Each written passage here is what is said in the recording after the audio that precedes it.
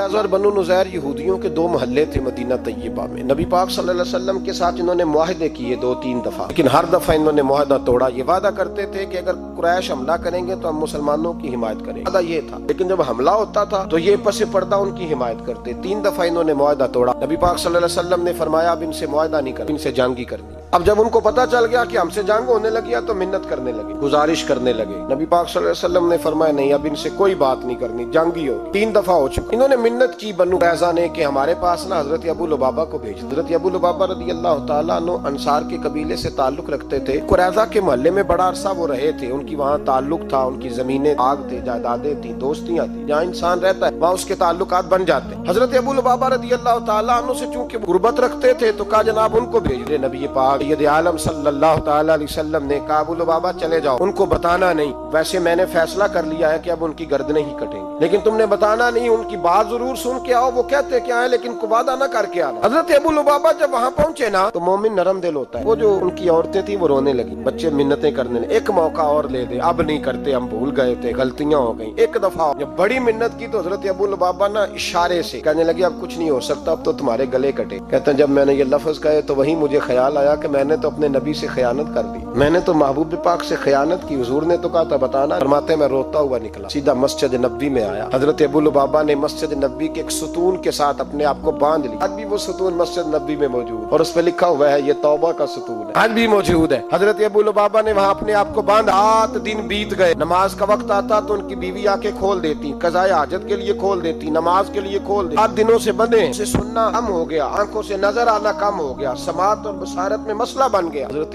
ابو بکر صدیق کہتے ہیں نبی پاک صلی اللہ علیہ وسلم نماز پڑھانے آتے، انہیں بندھا ہوا دیکھتے چپ کر کے گزر جاتے. ایک دن میں نے عرض کی حضور ابو لبابہ کی حالت دیکھی نہیں جاتی، دعا ہی کر دیں. علامہ اسماعیل حقی کے لفظ ہیں بھائی. نبی پاک صلی اللہ علیہ وسلم نے فرمایا وہ ڈائریکٹ رب کریم کی بارگاہ میں گیا ہے، اب اللہ ہی اس کی توبہ قبول فرمائے گا. اگر میرے پاس آتا میں اس کے لیے استغفار کرتا تو رب اسے جلدی معاف فرما دیتا. یا ایھا الذین آمنوا اتقوا اللہ وابتغوا الیہ الوسیلہ. اور بخاری شریف میں حدیث موجود ہے، رسول کائنات سرور دو عالم صلی اللہ علیہ وسلم کے پاس ایک شخص آیا، اس نے آ کر کے عرض کی حضور میں غلطی کر بیٹھا ہوں، نہ ہو گیا، عصر کی نماز کا وقت تھا حضور میں بھول گیا تھا. نبی پاک نے اس کی بات پہ توجہ نہیں فرمائی. پھر اس نے عرض کی کھڑے ہو کے یا رسول اللہ مجھ سے غلطی ہو گئی، پاک کر. حضور نے توجہ ہی نہیں کی. تیسری دفعہ پھر نبی پاک نے پھر توجہ نہیں کی. فرمایا بلال اٹھو اقامت پڑھو. حضرت بلال کہتے ہیں میں نے اقامت پڑھی، نبی پاک نے جماعت کرائی. جماعت کے بعد وہ پھر کھڑا ہو گیا. یا رسول اللہ میں نے عرض کی تھی غلطی ہو گئی یا بھول گیا تھا. یا رسول اللہ صلی اللہ علیہ وسلم میرے لیے سزا کا اعلان، مجھے پاک کر دیں. نبی پاک نے اب توجہ فرمائی، مسکرا کے فرمایا تم نے میرے پیچھے نماز نہیں پڑھی؟ یا رسول اللہ پڑھی ہے. تو فرمایا خوش ہو جا، پھر اللہ نے سارے گناہ معاف فرما دیے. مجرم ہو تو منہ اشکوں سے دھوتے ہوئے آؤ، آؤ در تواب پہ روتے ہوئے آؤ. قرآن میں موجود ہے توبہ کا طریقہ، میری سرکار کی دہلیز سے ہوتے ہوئے آؤ. یہاں لوگوں کو پتہ نہیں کیا ہو گیا، کس طرح کا لوگ انداز اختیار کرتے ہیں. چاہیے اللہ تبارک و تعالی، اب کریم نے تو تجھے دین اپنے نبی کے وسیلے سے عطا فرمایا. حضرت ابو لبابہ رضی اللہ تعالیٰ عنہ کو 7 دن بیت گئے بندے ہوئے. نبی پاک صلی اللہ علیہ وسلم نے فرمایا رب اس کی توبہ قبول فرمائے گا، بڑا کریم ہے. حضرت ام سلمہ کہتی ہیں حضور میرے حجرے میں تھے تو مسکرانے لگے. میں نے عرض کی یا رسول اللہ کیا ہوا؟ میں جبریل امین آئے اور وہ کہتے ہیں محبوب مبارک ہو، رب کریم نے ابو لبابہ کی توبہ کو مقبول فرما لیا. اب لوگ دوڑے گئے، کہا جناب ابو لبابہ کو کھولتے. حضرت ابو لبابہ نے فرمایا میں ایک بار غلطی کر چکا ہوں، بار بار نہیں کروں گا، پیچھے ہٹ جاؤ، میں اسی وقت کھولوں گا جب میرے نبی آ کے مجھے کھولیں گے، اسی وقت کھلوں گا. ابو لبابہ کو حضور نے کھولا تو قدموں میں گر گئے، کہنے لگے محبوبہ میں ساری دولت قربان کرتا، ہر چیز پیش ہے، میں ساری نہیں، چوتھا حصہ دے، چوتھا حصہ باقی اپنے گھر میں رکھ، تیرے بچوں پہ فخر نہ.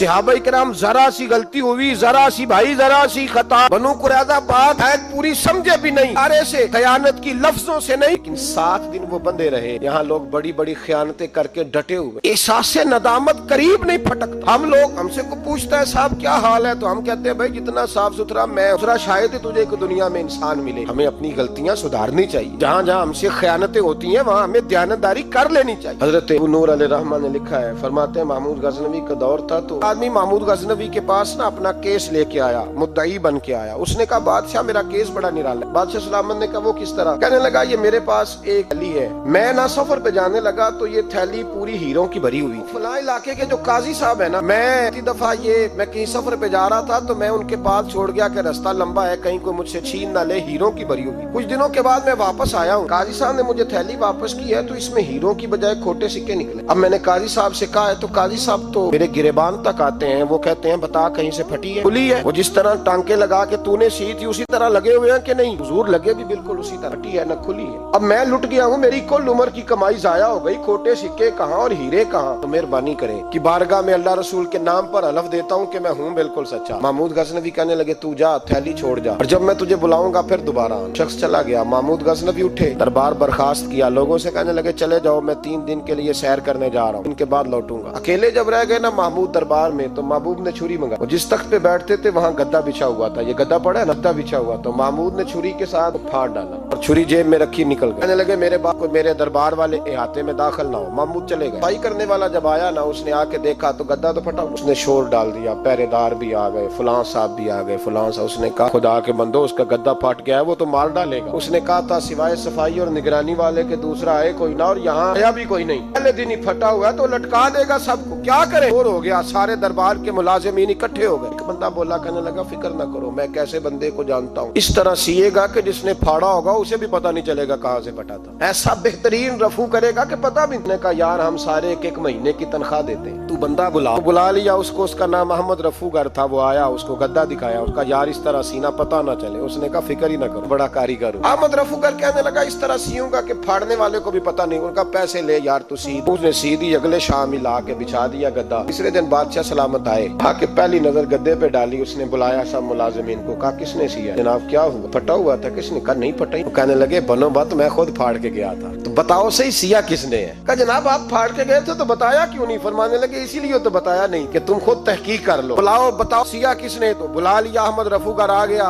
उसको जब बुला के सामने बादशाह खड़ा किया, कहा भाई तूने सिया है? कहने लगा हुजूर आपके सारे मुलाजिम इकट्ठे होके आए थे, मेरी गलती कोई नहीं। कहा नहीं यार तू बड़ा कारीगर है, मैंने अपने हाथ से फाड़ा था पर मुझे भी नहीं पता चल रहा कहाँ से फटा था। अच्छा ये बता ये थैली जो है ये भी तूने सी थी? उसने कहा जी आपके खादम का ही कारनामा है, तो फलाने इलाके के काजी साहब आए थे, इसमें से हीरे निकाल के तो खोटे सिक्के भरे थे, तो मुझे भी थोड़ा सा हिस्सा मिला था। महमूद ने सारे वाह भी इकट्ठे कर लिए, सबूत भी इकट्ठे कर लिए। फिर काजी को बुलाया, सारे सबूत इकट्ठे करके काजी साहब को बुलाया, तन्हाई में ले जाके। महमूद गजनवी ने कहा काजी साहब आपसे गलती हो गई, गरीब आदमी था, वो लुट गया है, उसने तो बड़ी मुश्किल से कुछ हीरे जमा किए थे और उसकी कुल कायनात थी, तो आप उसका माल उसे दे दे, बात खत्म। काजी साहब कहने लगे आप मुझ पे इल्जाम लगा रहे, सवाल ही नहीं पैदा होता। आप मेरी दाढ़ी देखें, आप मेरा एजाज देखें, दुनिया जानती है मैं।